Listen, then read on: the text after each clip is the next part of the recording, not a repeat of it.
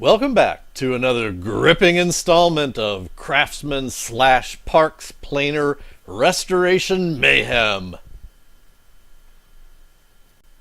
Starting off, I should mention that I am trying to document each step in the assembly process of this old machine, in the hopes that it might, someday, somewhere, help someone else down the line with their own planer. Doing so, however, makes for a longer video. By way of example, this video was edited down from more than 6 hours worth of footage. If longer format videos aren't your thing, I will humbly apologize in advance. I was pretty excited to see the rolling portions of this old girl coming together. That excitement lasted right up to the point where it was time to attach the gearbox. No exaggeration when I say that I assembled and disassembled those bits at least a dozen times before I got it right. At least it's done now, and it can't ever hurt me again.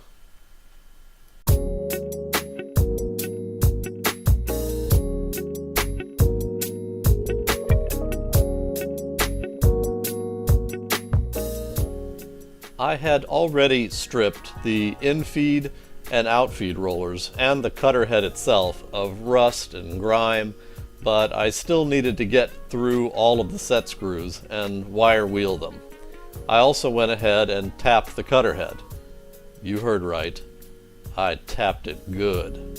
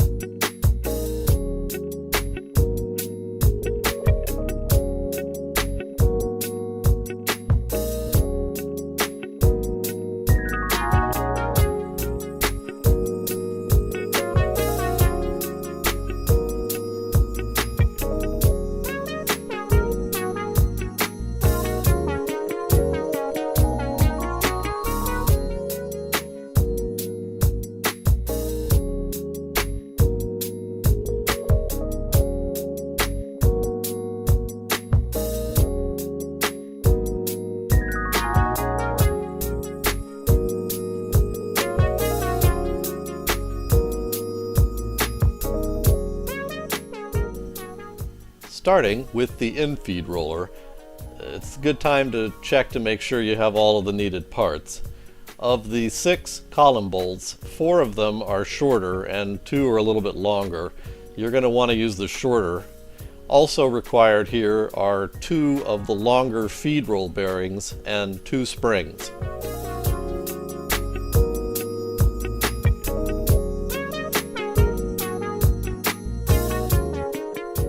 When installing the roll bearings, make sure that the Zerk fittings are oriented outward. If you put them on the inside of the planer, it'll make grease jobs decidedly less fun.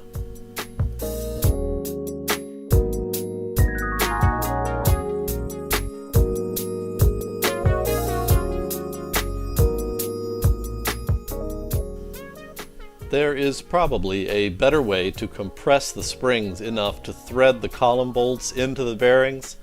I just used a bar clamp, which worked okay, but it required a bit of awkward fumbling. It was our first time together, so I hope she understands. The infeed roller did not spin freely after I got it into position. I decided that it must be slightly pinched between the 2 bearings, so I had pulled it apart to try to get it back together again. It was then that I realized that the column bolts had only threaded into the bearings by just a few threads or so, which didn't seem very stout.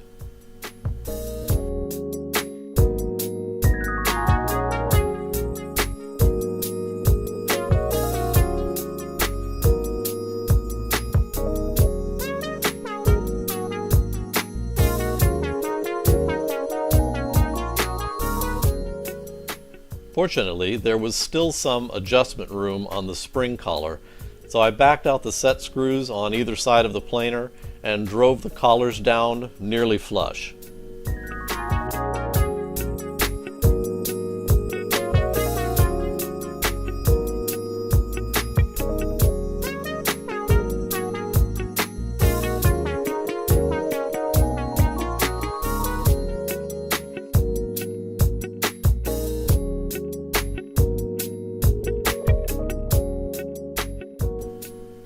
After reinstalling the infeed roller and the two bearings, everything finally rotated freely.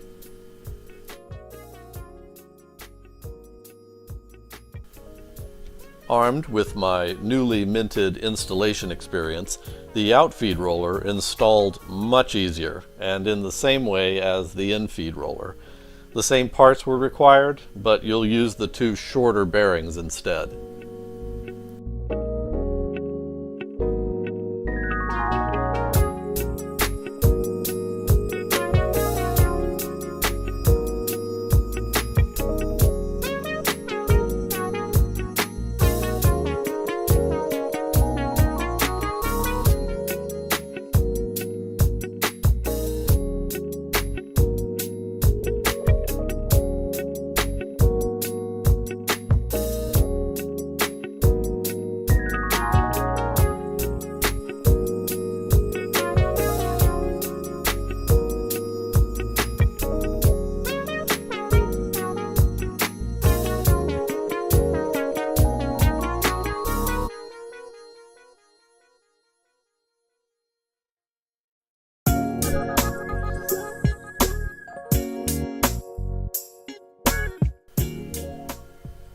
In contrast, getting the pressure bar into place was decidedly more tricky, mostly due to the tight spaces to work in.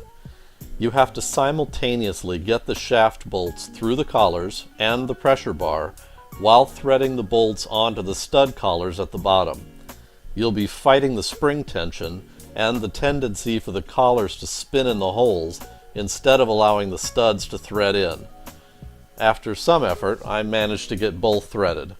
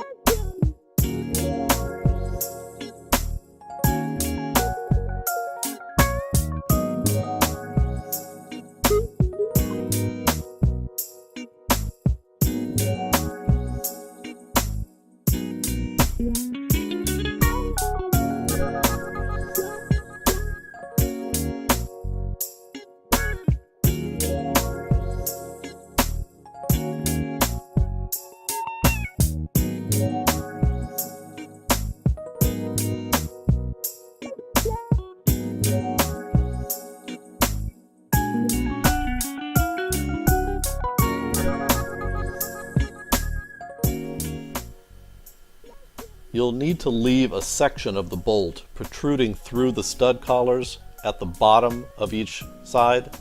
The pressure bar installs over those protruding bolts and are fixed in place with a lock washer from underneath.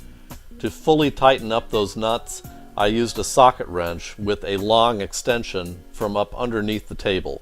That was the only way that I could get to it.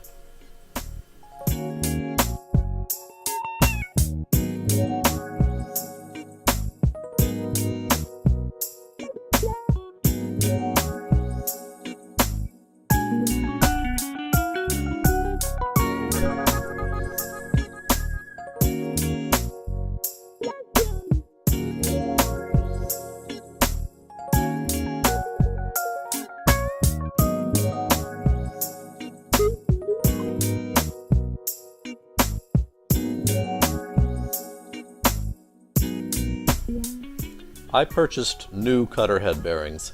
The part number on these is 62304DU, and they're made by NSK.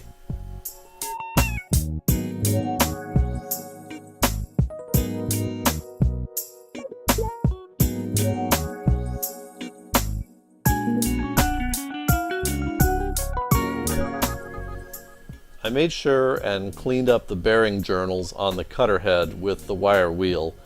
To install the bearings, I found that a piece of 3/4 inch PVC cable conduit fit neatly over the shafts and also perfectly matched the inner race of the bearings. A few blows with a hammer was all it took to install them. Just make sure that they are fully seated in the shaft race.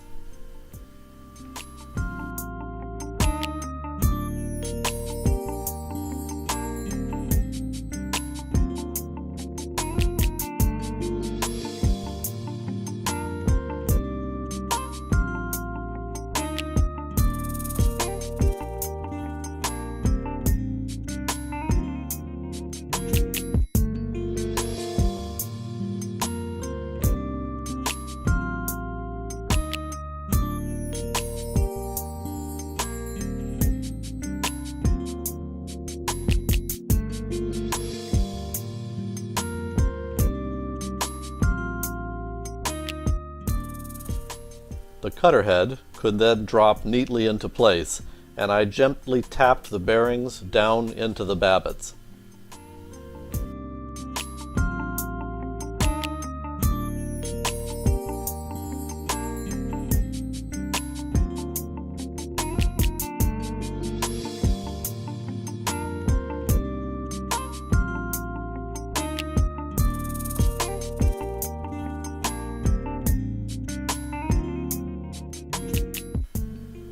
After installation, the Cutterhead wouldn't rotate freely and was hitting the pressure bar on one side. I had to loosen up the bar and make adjustments to the vertical position until the gap around the bar and the head was even from side to side.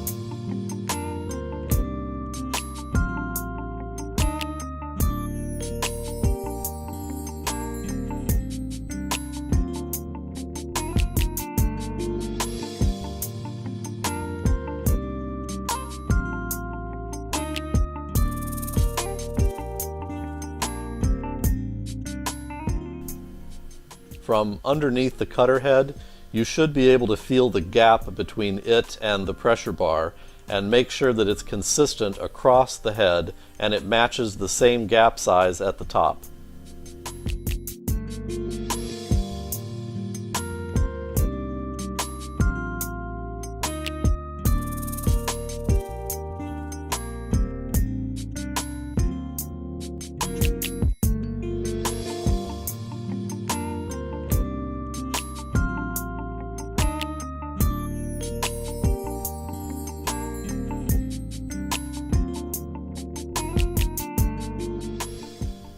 After a bit more tweaking, all 3 rollers rotated smoothly.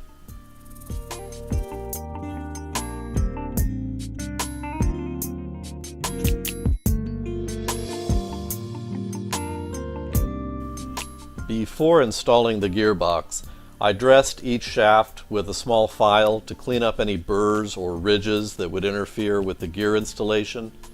I also flattened the section where the set screws would contact. They were a little bit chewed up.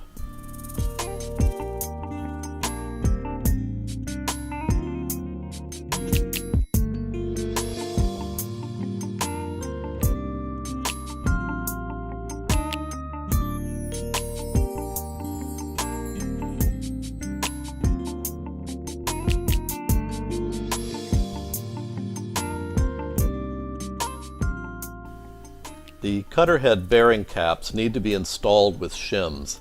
If you skip this step, there will be extra pressure on the mounting ears that could lead to the caps cracking. My planer was completely missing the shims on one side, but I did have one from the other side. I cut new shims from a roll of gasket material. They will need to be split in order to fit around the shafts. They aren't used to hold in oil or grease, so a perfect fit here is not critical.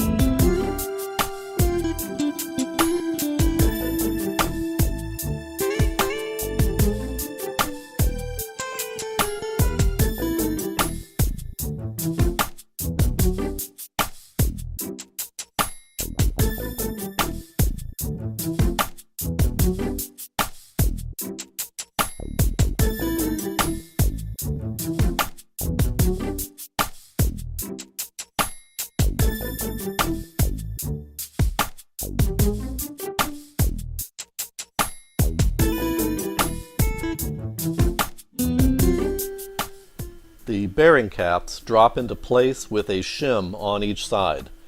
On the gearbox side of the planer, you also need to install the head shaft sleeve inside the bearing cap.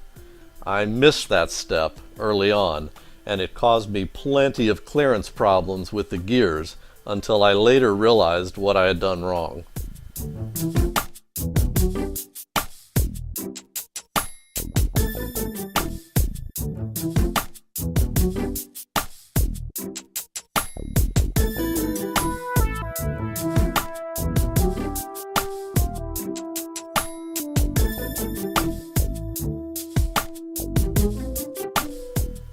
The Cutterhead output gear was somewhat chewed up on the face, so I cleaned it up a bit with a file.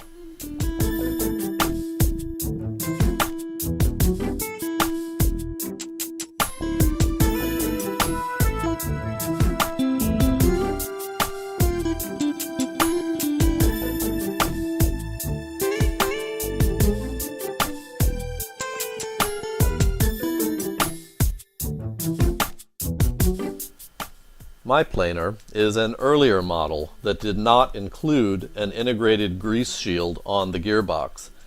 The previous owner had attempted to seal this up with a pipe clamp and a piece of leather. Later models of these planers had a grease seal installed by the factory. I picked one up from DC Morrison that comes as a kit.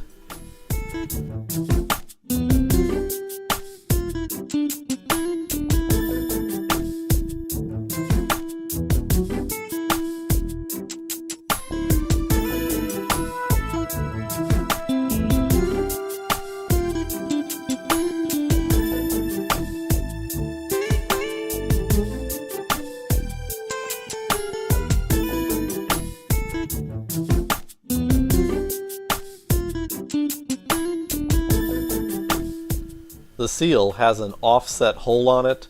Make sure the shorter side of this goes toward the bottom of the gearbox.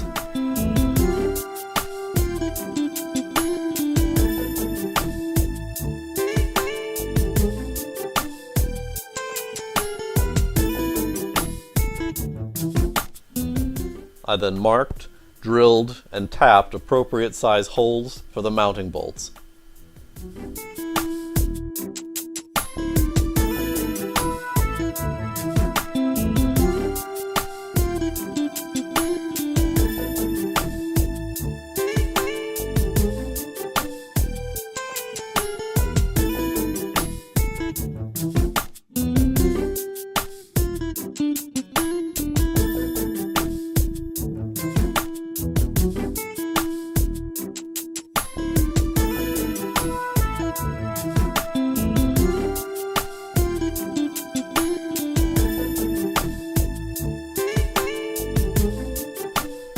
To try to help further seal up the gearbox, I cut a couple of washers out of felt left over from one of my wife's Christmas projects.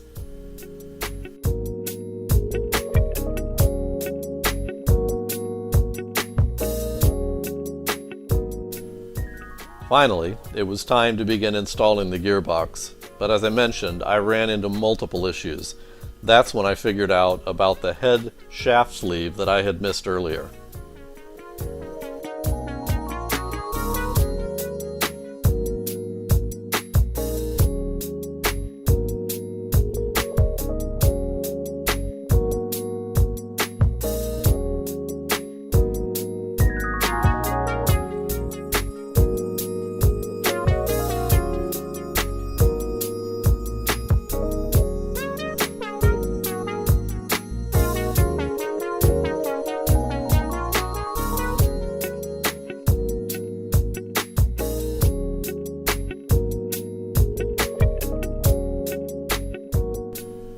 The outfeed roller gets a shaft collar, followed up with the felt washer that I had cut earlier, as well as one on the Cutterhead shaft. The gearbox could then be started over the shafts. Don't forget at this point to install that rubber grease seal over the infeed roller. Then, on the outfeed side, goes another shaft collar, the drive gear, a shaft spacer, and then finally the 128 tooth gear with the hub slots facing out. Don't forget the chain here as well. I forgot several times.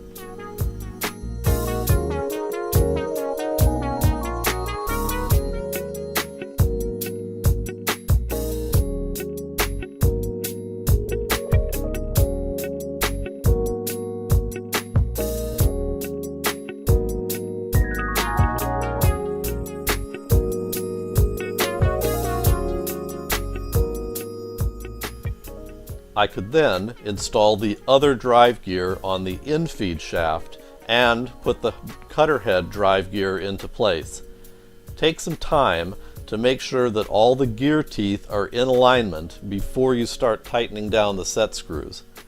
I also made sure that the set screws were on the shaft flats, which required lining up the two chain gears from side to side before tightening them.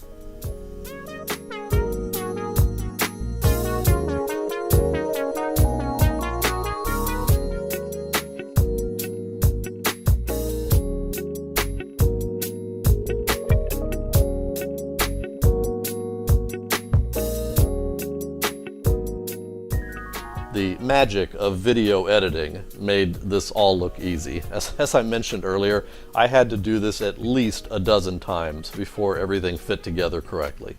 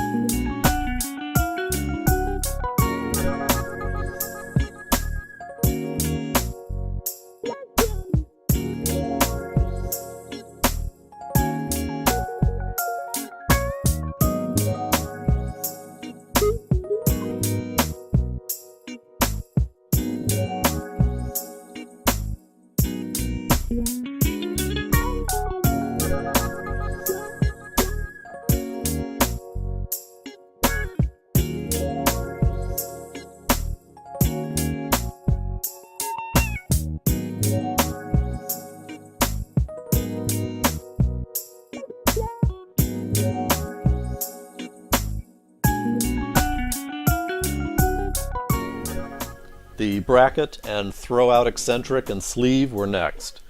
You'll have to install the shaft first before bolting down the bracket, otherwise it won't fit. Then you can add the large step washer and bolt on the outside of the gearbox. This will have to be adjusted so that you can still move the eccentric sleeve in and out to engage or disengage the gear.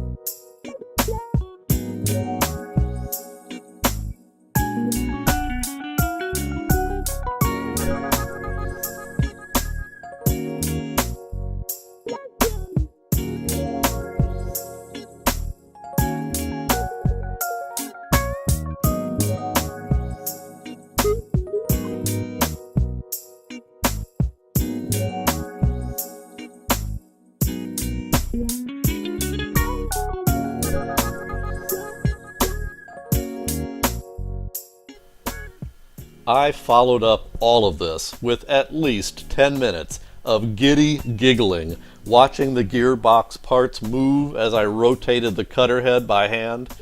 It's the little successes in life that mean the most.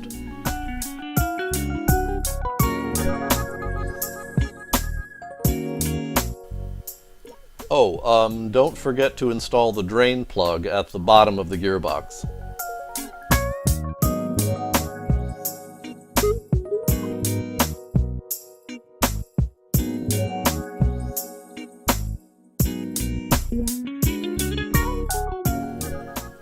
The gearbox cover needs to have a gasket installed. I cut one from the same material that I had used earlier for the shims.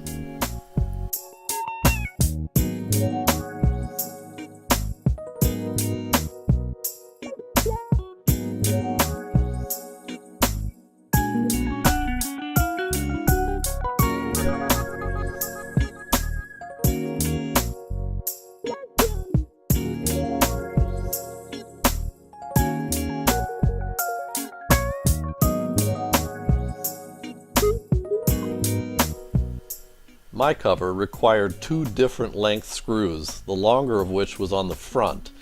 I wasn't exactly sure why, but I suspect a few stripped threads in the gear housing.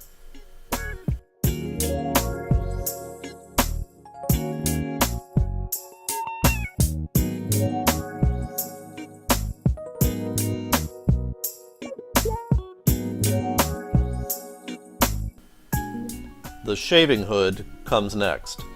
It installs with a couple of barrel bolts on either side. Make sure you can move it up and down without it binding. If it does bind, loosen up one of the tie rod set screws and pull the sides of the planer apart slightly to give yourself a little bit more room.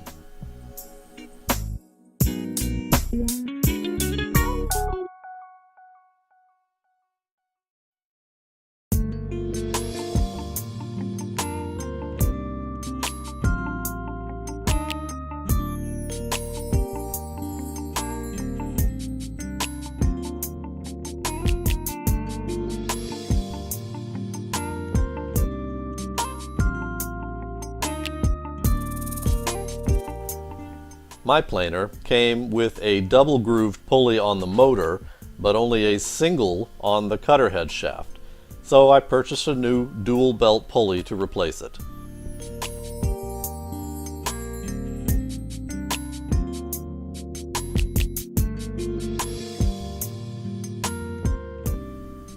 I installed little covers over the Zerk fittings. No particular reason for this. Mostly because I'm shallow and vapid.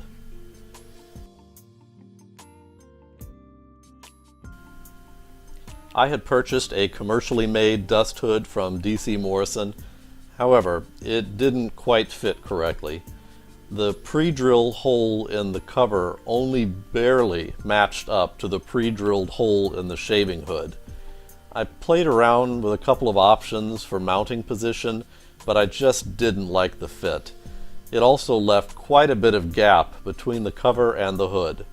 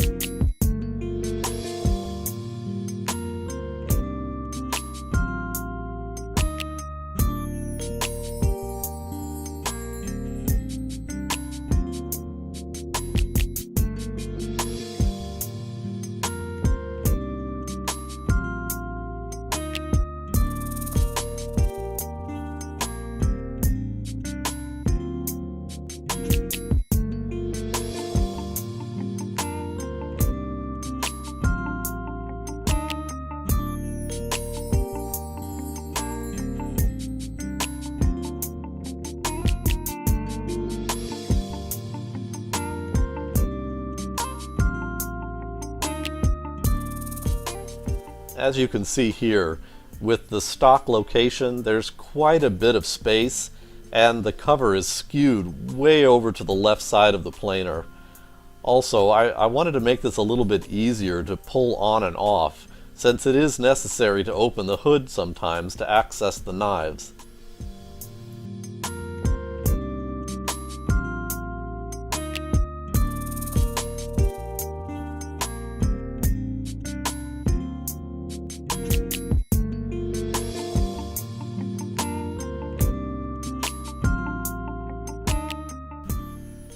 What I ended up doing was marking the position of the bolt hole in the shaving hood onto the dust hood, with the dust hood centered and in the position that I thought it should be in. Then I drilled a new hole in the dust hood big enough to accommodate a larger bolt.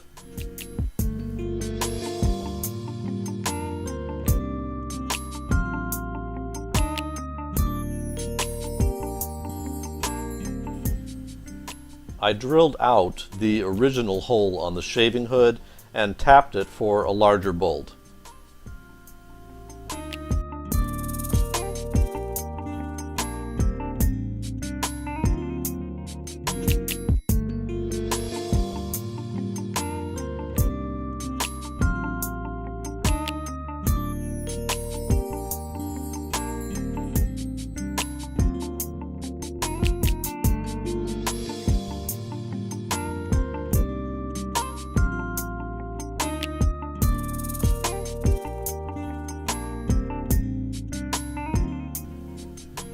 Doing this allowed me to use a plastic knob that threads into the shaving hood to hold the dust hood.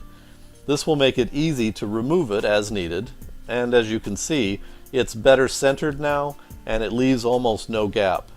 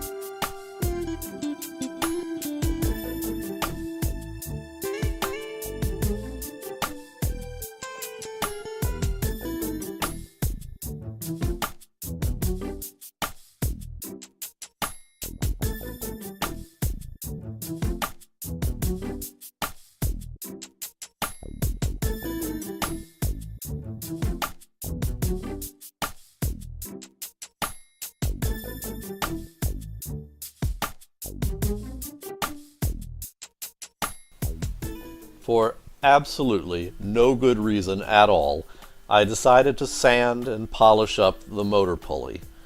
I cycled through sandpaper from 60 to 600 grit and then followed up with the polishing wheel. The result isn't a true mirror, but it looks better than the dull finish that it had previously.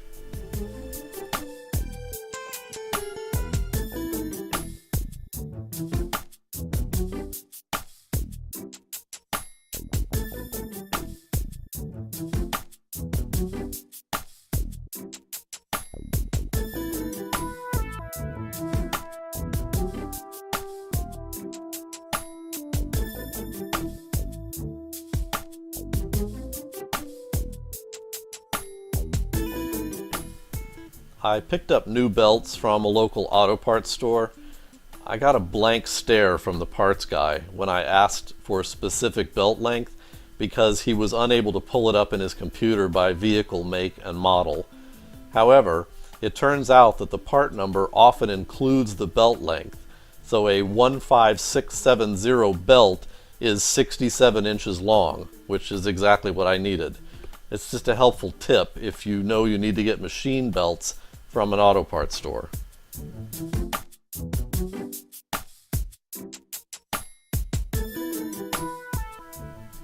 Next time, I will cover knife installation, the electrical, and the myriad of adjustments that are going to be needed to get this old girl singing again.